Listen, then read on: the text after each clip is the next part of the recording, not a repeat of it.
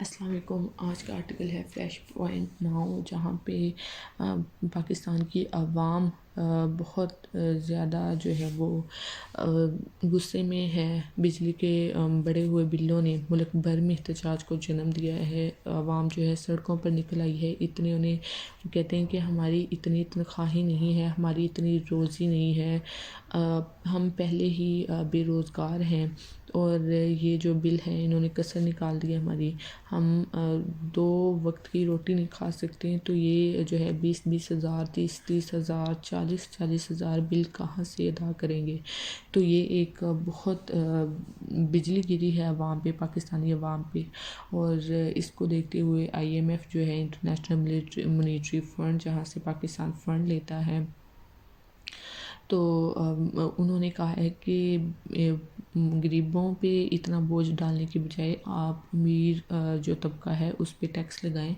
لیکن حکومت ایسا نہیں کر رہی۔ وہ بوجھ جو ہے پاکستان کی کمزور معیشت کا، وہ غریبوں پر ہی اتر رہا ہے، غریب بیچارے ہی اس کو فیس کر رہے ہیں۔ اور رائٹر اس آرٹیکل میں کہتا ہے کہ بڑھتی ہوئی بے اطمینانی کو کیش کرنے کے لیے کچھ سیاسی پارٹیاں ان کے ساتھ شامل ہوئی۔ وزیر اعظم انوار الحق جو کہ کیئر ٹیکر پرائم منسٹر ہیں، ان کی حکومت بھی گرمی کو محسوس کر رہی ہے، اور اس نے آج پاور سیکٹر کے حکام کا اجلاس طلب کیا ہے۔ کہتا ہے کہ جب عوام جو ہے وہ سڑکوں پہ نکلی ہے تو جو وزیر اعظم ہیں انہوں نے بھی اس چیز کو محسوس کیا، اور انہوں نے ایک کمیٹی بنائی ہے، اس چیز کو پاور سیکٹر کی کمیٹی بنائی ہے تاکہ وہ اس چیز کا جائزہ لے سکیں۔ لیکن زندگی کی بڑھتی ہوئی قیمت سے پھنسے ہوئے سینکڑوں صارفین بیشتر شہروں میں سڑکوں پر نکل آئے تاکہ اپنے بجلی کے بلوں میں بالواسطہ ٹیکسوں کے بڑھتے ہوئے واقعات پر اپنے غصے کا اظہار کریں۔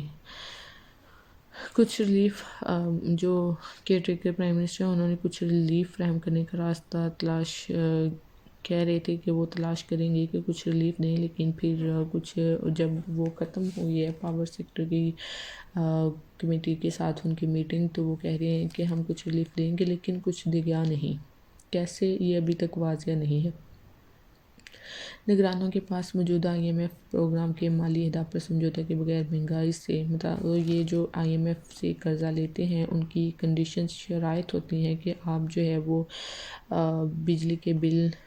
پہ ٹیکس لگائیں گے، گیس پہ ٹیکس لگائیں گے، اور مہنگائی ہوتی ہے جب قرض لیا جاتا ہے، تو اس طرح ان کی کنڈیشنز پہ عمل کر کے ہی انہوں نے قرض لیا تھا۔ لیکن بعد میں IMF نے کہا کہ پاکستانی حکومت جو ہے وہ پاکستانی عوام پہ اتنا بوجھ نہیں ڈال سکتی کہ ان کے پاس کھانے کے لیے کچھ نہیں ہے، تو وہ بل کیسے ادا کریں گے، کہ حکومت کو چاہیے کہ وہ امیر طبقے پہ ٹیکس لگائے، لیکن حکومت نے ایسا نہیں کیا۔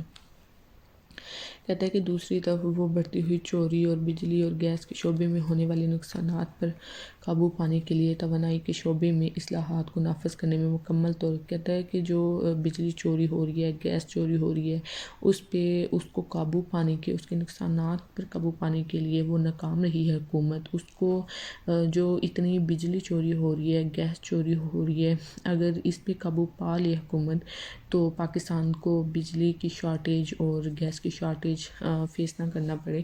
اور اس کے بجائے ایماندار صارفین سے کھوئے ہوئے محصولات کی وصولی کے لیے وقتاً فوقتاً قیمتیں بڑھانے کے کہتے ہیں کہ اس کی بجائے کہ وہ اس پہ قابو پائیں، یہ عوام کی کسر پوری کریں ہیں بجلی کے بل بڑھا کے۔ پھر کہتے ہیں کہ حالانکہ یہ کوئی حل نہیں ہے، یہ صرف صارفین کے لیے آفت میں تخیر کرے گا۔ گزشتہ 2 سالوں میں مہنگائی اور معاشی کساد بازاری کے زہریلے مکس کے ساتھ ساتھ غیر منصفانہ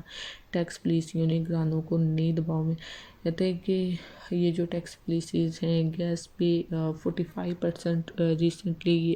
لگائی گئی ہے حکومت کی طرف سے، اور یہ بھی کسی بم سے کم نہیں ہے پاکستانی عوام کے لیے۔ پھر بل اتنے زیادہ آ رہے ہیں کہ ان کی سمجھ سے باہر ہے کہ وہ اتنا یوز نہیں کرتے بجلی جتنی کہ انہیں بل آ جاتے ہیں۔